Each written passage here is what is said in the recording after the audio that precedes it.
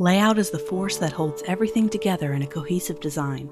Without a solid understanding of layout, a designer may never know how to block out a design, manage more than one design element at a time, or create a thematic piece that somehow feels like those elements have always fit together. In this class, we'll extensively go over layout for graphic design. We will review blocking, the grid system, and we'll review several examples of great layout design. We will touch on how to design for multiple panels or pages and have a unifying theme throughout. And of course, we'll go over the all-important editorial design and layout. Lastly, I will cover UX design and how that plays a part in the overall experience when someone views your design piece, because great layout design is for both digital and print mediums, including websites. This is a theory course, so no software is required to take the course, just your willingness to learn.